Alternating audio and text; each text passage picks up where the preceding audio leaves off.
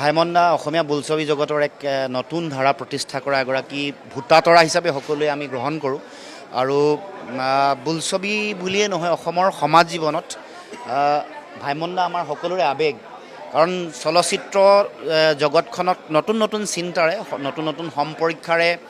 যিবোৰ বোলছবি তেওঁ নিৰ্মাণ কৰিছিল সকলো বোলছবিয়ে প্ৰায় মানুহৰ মাজত অতি জনপ্ৰিয় হৈছিল বিশেষকৈ বিধাতাই কওক বা কন্যাদানে কওক বাৰুদ বিভিন্ন বোলছবি আৰু বোলছবিসমূহৰ উপস্থাপন এনেকুৱা আছিলে যে তাত মানুহে নিজক বিচাৰি পাইছিলে এনেকুৱা সৰু সৰু ঘটনা পৰিঘটনা যিবোৰে হৃদয়ত খুন্দা মাৰিছিলে মানুহ নিজৰ আৱেগ সমাজ নিজৰ সংস্কৃতি তাৰ মাজত বিচাৰি পোৱাৰ ভাইমন্দাৰ এই বোলছবিসমূহক পুনৰ মানুহৰ মাজত সজীৱ কৰিবৰ কাৰণে তেওঁৰ ব্যক্তিত্ব তেওঁ দি থৈ যোৱা অৱদান এইবোৰক জিলিকাই তুলিবৰ কাৰণে তেখেতৰ মুনীন বৰুৱাৰ নামত যিখন বায়'পিক নিৰ্মাণ কৰা হৈছে ভাইমন্দা মই ভাবোঁ যে মানুহে পুনৰ আদৰি ল'ব আৰু তেখেতৰ অৱদান তেখেতে যি ধৰণৰ অসমীয়া বোলছবি জগতক শক্তিশালী কৰিবৰ কাৰণে সমৃদ্ধিশালী কৰিবৰ কাৰণে তেখেতে দি থৈ যোৱা যি অৱদান সেইবোৰ মানুহে পুনৰ